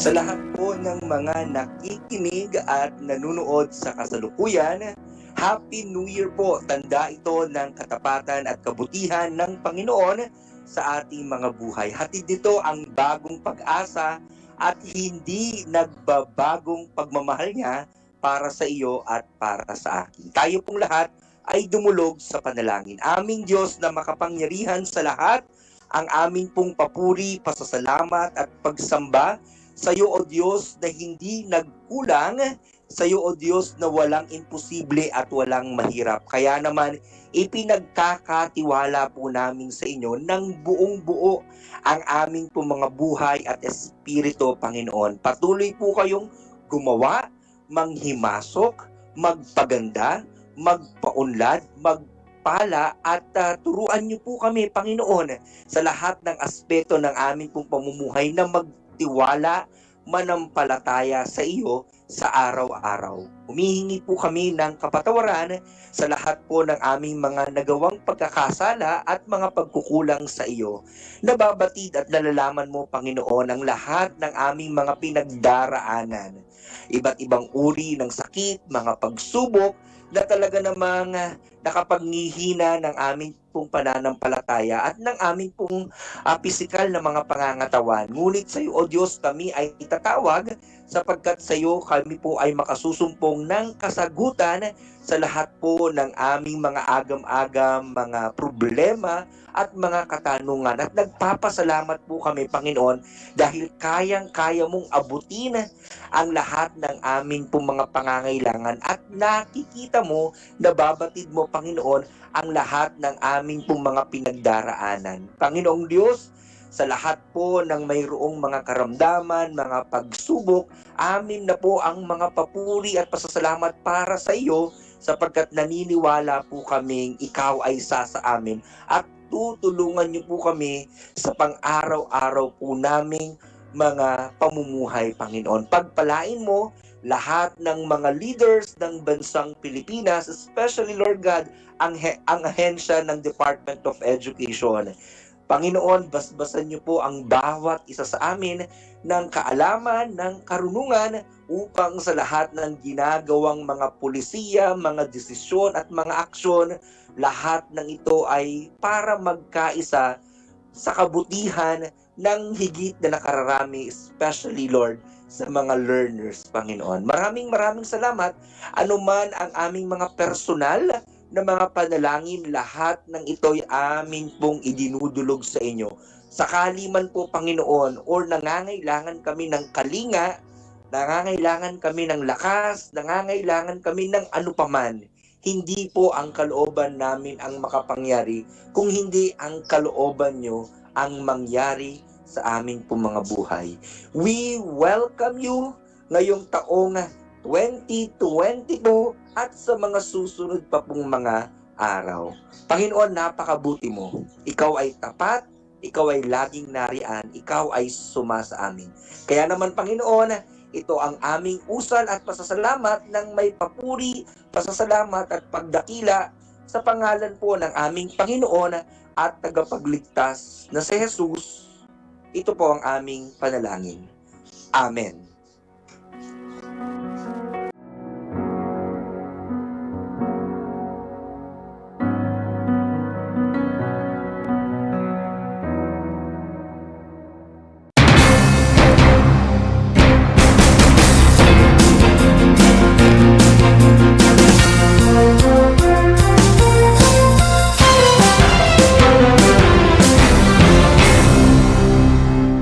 Ang Tagalog ay ang wika ng mga taga Quezon, Batangas, Bulacan at ng iba pang katutubong nagsasalita nito. Ang Filipino ay ang pambansang wika batay sa tinadhana ng 1987 Constitution. Tara na at matuto ng salitang Filipino. Manood at makinig ng Aral TarlakHenyo sa RTV Tarlac, Channel 26 at sa bayang naririnig sa Radyo Pilipino, DZTZ 828 at napapanood din live sa FB page at YouTube channel ng RTV Tarlac, Channel 26. Manood at matuto ng ating mga aralin sa Filipino. Dito lang yan sa Aral TarlakHenyo. Ako si Ma'am Crystal May Aquino, ang inyong teacher broadcaster sa Filipino.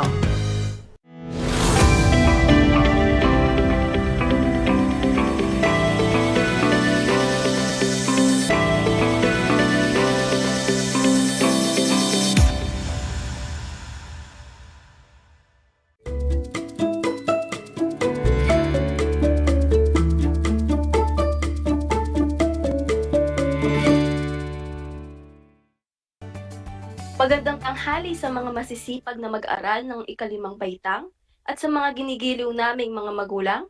Nagbabalik ang inyong paaralang panghimpapawid ng Aral TarlakHenyo mula sa RTV Tarlac Channel 26 at sa bayang naririnig sa DZTC 828 Radyo Pilipino Tarlac. Napapanood din tayo sa ating FB Live ng RTV Tarlac Channel 26. Nagagalak kami na makasama kayong muli sa isa na namang makabuluhang talakayan na tiyak na maghahatid sa inyo ng bagong kaalaman. Ako si Binibining Daniela Rose T. Dula mula sa distrito na Silangang Concepcion, ang inyong teacher broadcaster na makakasama ninyo sa araw na ito. Handa na ba kayo? Mabuti kung ganon. Bago tayong magsimula sa ating talakayan, kunin na muna ninyo ang inyong learner's module, activity sheet, ang inyong papel o kwaderno, at mga pansulat na siyang gagamitin natin sa pagsagot sa mga gawain. Handa na ba kayo? Masaya akong marinig na handang-handa na kayo. Tanong ko lang mga bata, natatandaan pa ba ninyo ang ating pinag-aralan sa nakalipas na araw? Magaling! Masaya ako at naaalala niyo pa ang ating nakaraang aralin. Tara na't simulan na natin! Ang pamagat ng gawaing ito ay opinyon o reaksyon mo, ibahagi mo. Suriin at obserbahan ang mga larawang ipapakita ko sa inyo at ibahagi ninyo ang inyong opinyon. Narito ang unang larawan. Opinyon o reaksyon mo, ibahagi mo. Magaling! Maaaring ang ilan sa inyo'y may opinyon o reaksyon na ang batang nasa larawan ay nagsusumikap sa kanyang pag-aaral at dahil dito'y siya'y magkakamit ng mataas na marka. Narito naman ang ating ikalawang larawan. Opinyon o reaksyon mo, ibahagi mo. Mahusay ang iyong opinyon. Sa larawang ito, ang mga mamamayan ay nakaranas ng sakunang sunog at marami ang nawalan ng tirahan at ari-arian. At para naman sa ating ikatlong larawan, opinyon o reaksyon mo, ibahagi mo. Tama ang iyong opinyon. Sa larawang ito, ay makikita ang mga ngiti sa mukha ng bawat miyembro ng pamilya habang ginagabayan nila ang kanilang anak sa pagsagot ng module. Maraming ang ilan sa inyo ay may reaksyon na may mabuti pa ring dulot ang pandemya sapagkat nagkaroon ng mas maraming panahon ang bawat pamilya na magsama-sama at magtulungan. At minsan, kahit na may mga pagsubok, kailangan pa ring maging positibo at tingnan kung ano ang mabuti at makatutulong sa sitwasyon. Sa madaling salita, sa nakaraang aralin ay tinalakay natin ang tungkol sa pagbabahagi ng isang pangyayaring nasaksihan o naobserbahan at pagbabahagi ng sariling opinyon o reaksyon sa isang napakinggang balita, issue, o usapan. Marunong na kayong magbahagi ng inyong opinyon o reaksyon sa isang pangyayaring inyong nasaksihan o naobserbahan, mga bata. Maaari na tayong dumako sa ating bagong aralin. Sa puntong ito, sisimulan na natin ang ating talakayan sa araw na ito sa pamamagitan ng isang maikling usapan ni Kokoy at Ginang David. Huwag kayong mag-alala, mga bata, dahil nandito ang inyong teacher broadcaster na gagabay sa inyo sa ating talakayan. Handa na ba kayo? Mabuti kung ganon. Akin ang babasahin sa inyo ang usapan. Sabayan niyo ako habang binabasa ko ito at inyong obserbahang mabuti ang paraan ng pagkikipag-usap o pananalita ni Kokoy sa kanyang guro. Tara na't simulan na natin. Magandang umaga po, Ginang David. Paumanhin po kung naabala ko kayo. Mayroon po sana akong nais linawin. Hindi po kasi ako sang-ayon sa marka na ibinigay ninyo sa aking ginawang proyekto. Sa tingin ko po, nasunod ko naman ang mga pamantayan sa pagbuo nito. Hindi ko po matanggap na mababa ang nakuha ko, gayong pinagsumikapan ko ito at ginawa ng maayos. Ito naman ang sagot ni Ginang David. Magandang umaga rin sa iyo, Kokoy. Salamat sa iyong matapat na pagsasabi ng iyong hinaing at ideya tungkol sa binigay kong marka sa iyong proyekto. Paumanhin kung hindi mo matanggap ang marka na binigay ko. Ipapaliwanag ko sa iyo kung bakit. Kung babalikan natin ang rubric na pamantayan sa pagmamarka ng iyong proyekto, sinasabi doon na ang tema na magiging nilalaman ng iyong proyekto ay may katumbas na 35% na marka sa kabuuan. Sa bahaging ito, nagkulang ang iyong proyekto. Hindi kasi tumutugma sa inaasahang tema ang iyong nabuong proyekto. Gayunpaman, hinahangaan kita sa iyong pagiging responsableng mag-aaral. Hayaan mo sa susunod na gawain, maaari ka pang makabawi. Kailangan mo lamang laging unawaing mabuti ang mga pamantayan para sa susunod, matiyak na tutugma ang ginawa mo sa inaasahang kalalabasan ng proyekto o gawain. Kung may mga tanong at paglilinaw na gaya nito, puntahan mo lang ako sa faculty room. Sumabay ka ba sa pagbasa? Magaling! Iyo bang naunawaan ang ating binasa? Kung ganon, may ilang katanungan ako sa iyo. Kukuha ako ng mga tugon sa aking messenger. Para sa unang bilang, ano ang paksa ng binasang usapan? Ayan na si Sam, sumasagot na siya. Ayon sa kanya, ang paksa ng binasa nating usapan ay ang pagsasabi ni Kokoy ng kanyang hinaing o reklamo sa kanyang guro. Magaling, Sam! Tama ang iyong sagot. Para sa ikalawang bilang, ano ang nais linawin ni Kokoy sa kanyang guro? Ayan, nagtatype na si Kirby. Sabi ni Kirby, nais linawin ni Kokoy ang binigay na marka ng kanyang guro sa proyektong ginawa niya. Hindi niya ito matanggap dahil mahusay at maayos naman ang kanyang proyekto. Tama, Kirby! Tama ang iyong sagot, magaling. Para sa ikatlong bilang, Paano niya sinabi ang kanyang hinaing at ideya tungkol sa proyekto sa kanyang guro? May nagtatype na si Crystal.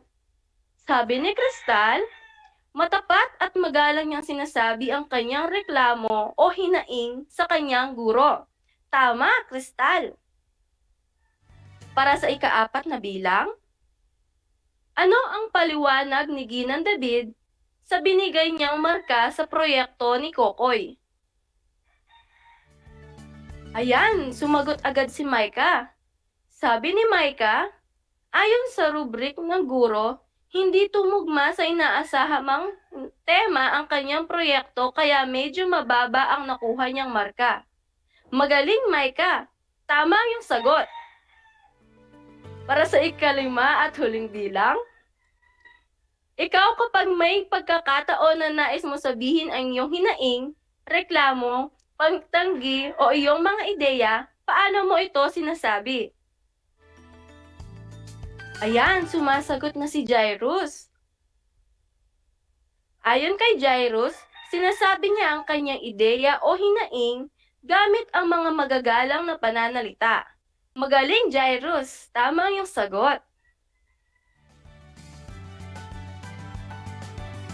Nagkaroon ba kayo ng ideya kung ano ang ating tatalakayin ngayong araw, mga bata? Ngayong araw, ang pag-aaralan natin ay ang paggamit ng magagalang na pananalita sa pagsasabi ng hinaing, ideya sa isang issue, at pagtanggi. Handa na ba kayo? Mabuti kung ganon. Tara na't simulan na natin. Halina't suriin natin ang iyong binasang usapan. Ilarawan mo nga ang paraan ng pakikipag-usap o pananalita ni Kokoy sa kanyang guro. Mahusay! Gumamit siya ng magagalang na pananalita sa pagsasabi ng kanyang ideya, hinaing, at reklamo. Pansinin ang mga sumusunod na pahayag ni Kokoy. Magandang umaga po. Paumanhin po kung naabala ko kayo. Hindi po kasi ako ayon sa marka na ibinigay nyo sa aking ginawang proyekto. Sa tingin ko po, nasunod ko naman ang mga pamantayan sa pagbuo nito. Bakit nga ba mahalaga ang maging magalang sa pakikipag-usap? Mahalagang maging magalang sa pakikipag-usap sa iba't ibang sitwasyon dahil nagpapakita ito ng mabuting pag-uugali. Sa pamamagitan ng pagiging magalang, napananatili ang maayos na pag-uusap, naitataguyod ang magandang samahan, at naiiwasan ang pagkakaroon ng hindi pagkakaunawaan. Ang ilan sa pangunahing ginagamit na magagalang na salita ay po at opo, ho at oho, at paki. Gayunpaman, mayaman ang ating wika sa mga pahayag na maaari pang magamit bilang paggalang sa iba't ibang sitwasyon gaya ng halimbawa sa mga sumusunod. Sa pagbati, maaaring magandang umaga po o kumusta po.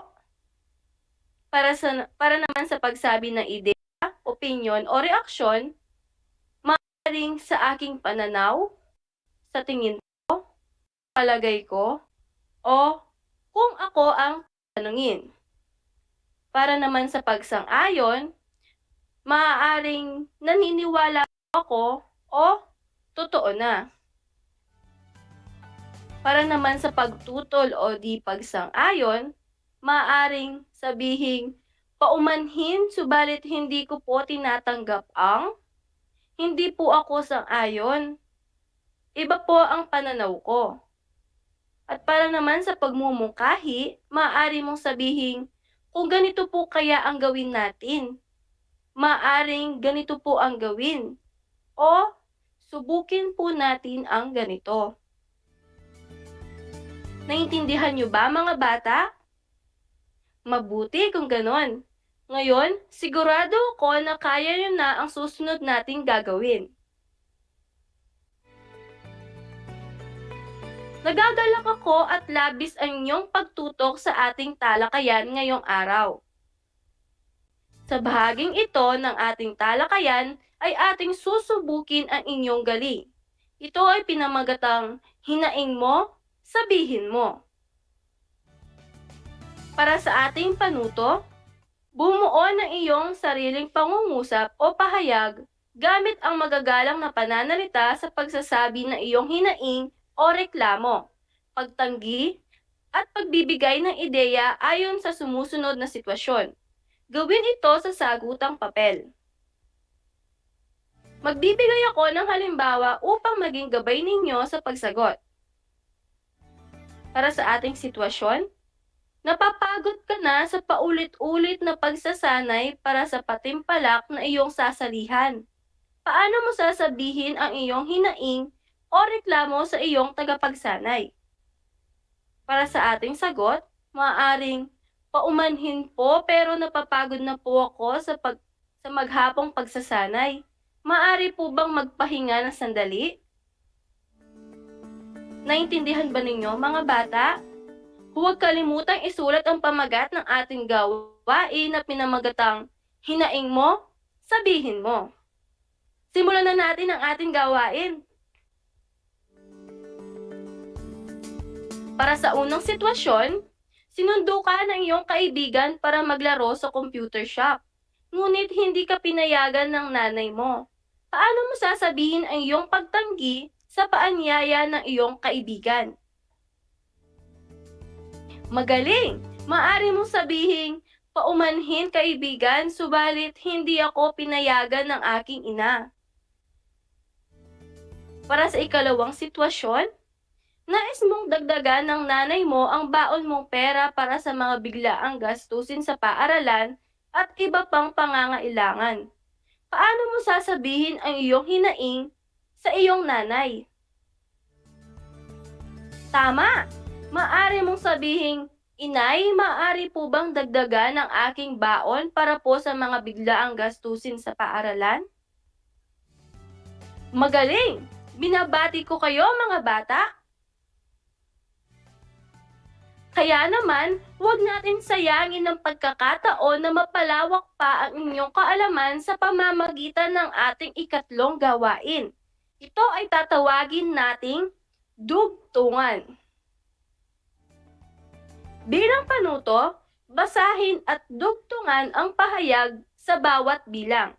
Gumamit ng magagalang na pananalita sa pagbuo ng pangungusap.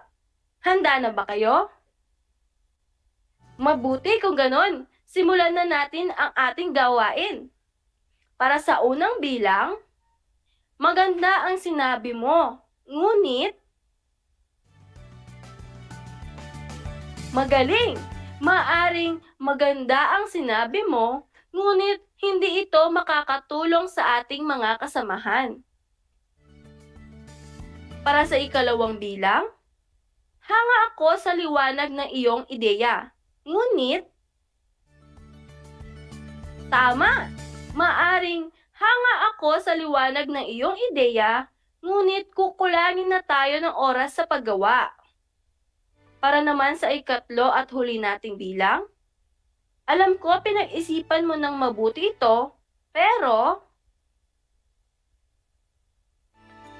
magaling! Maaring alam ko pinag-isipan mo ng mabuti ito, pero hindi ito makabubuti sa pangkalahatan. Nakakasunod ba mga bata? Mabuti kung ganon. Bilang paglalahat, laging tandaan na mahalagang maalala at magamit ang magagalang na pananalita sa pang-araw-araw na buhay, lalo na sa pagsasabi ng hinaing o reklamo, sa pagsasabi ng ideya sa isang issue, at sa pagtanggi. Maging magalang sa pakikipag-usap sa iba't ibang sitwasyon dahil nagpapakita ito ng mabuting pag-uugali. Sa pamamagitan ng pagiging magalang, na pananatili ang maayos na pag-uusap, na itataguyod ang magandang samahan, at naiiwasan ang pagkakaroon ng hindi pagkakaunawaan. Tayo nang dumako sa ating susunod na gawain na tatawagin nating 1, 2, 3, magsagot tayo. Para sa ating panuto, basahin ang bawat sitwasyon sa ibaba. Piliin ang letra na nagpapahayag ng magalang na pananalita. Tandaan mga bata, huwag kalimutang isulat ang pamagat ng gawain na 1, 2, 3, magsagot tayo. Para sa unang bilang, nawala ang iyong pera sa klase. Ano ang sasabihin mo sa iyong guro? Letrang A, nawala ang aking pera. Letrang B, hanapin niyo ang aking pera. Letrang C, ma'am, nawala po ang aking pera. O letrang D, ikaw ba ang kumuha ng aking pera? Ang sagot ay letrang C. Tama bang yung sagot? Magaling! Para sa ikalawang bilang, pinagalitan kayo ng inyong nanay dahil nag-aaway kayong magkapatid. Ano ang sasabihin mo? Letrang A, nanay, paumanhin po, hindi na po mauulit. Letrang B, sorry na. Letrang C, siya ang pagalitan mo. O letrang D, wala akong kasalanan. Ang sagot ay letrang A. Tama bang yung sagot? Magaling! Para sa ikatlong bilang, ginamit mo ang sapatos ng iyong kapatid na nakita niya itong sinuot mo. Ano ang sasabihin mo? Letrang A, akin na lang ito. Letrang B, ipagpaumanhin mo ginamit ko ang iyong sapatos. Letrang C, ibabalik ko na lang sa iyo mamaya. O letrang D, bawal bang gamitin? Ang sagot ay letrang B. Tama bang yung sagot? Magaling! Para sa ika-4 na bilang, nahulog ang iyong ballpen at kinuha ito ng classmate mo. Ano ang sasabihin mo? Letrang A, huwag mong kukunin. Letrang B, pakibalik naman po ang ballpen ko. Letrang C, ibalik mo sa akin. O letrang D, sa akin yan. Ang sagot ay letrang B. Tama bang yung sagot? Magaling! Para sa panghuling bilang, nakita ka ng may-ari ng hardin na pinites mo ang kanyang bulaklak. Ano ang sasabihin mo sa kanya? Letrang A, paumanhin po, hindi ko na po uulitin. Letrang B, isa lang naman ang kinuha ko. Letrang C, babayaran ko na lang. O letrang D, huwag ka nang magalit. Ang sagot ay letrang A. Tama bang yung sagot? Magaling! Ilan ang iyong nakuhang puntos? Magaling mga bata, binabati ko kayo. Labis akong nasiyahan na kayo ay aking nakasama sa araw na ito. Ngayon ay nais kong ilagay ninyo ang inyong kwaderno sa loob ng inyong envelope. Ilagay ito na maayos at iwasang matupi o madumihan ng mga ito. Ngayong araw, natutunan ninyo ang paggamit ng mga magagalang na pananalita sa pagsasabi ng hinaing o reklamo, sa pagsasabi ng ideya sa isang issue at sa pagtanggi.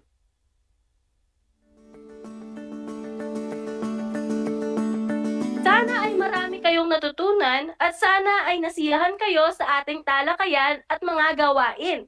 Tandaan ang ating hashtag, Abakada, Ako Bibo, Kasi Dapat.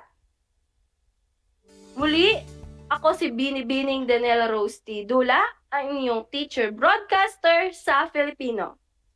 Hanggang sa muli mga bata, paalam!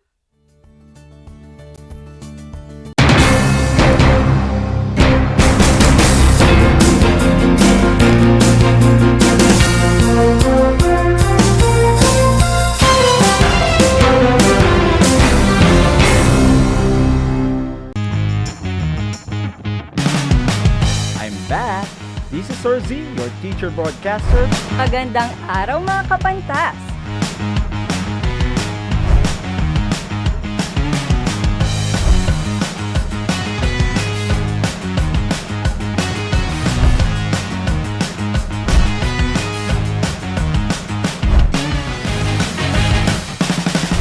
Welcome to Aral TarlakHenyo. Kabahagi mo Radyo Pilipino. Impormasyong may kalidad, serbisyong may halaga, saan mang bahagi ng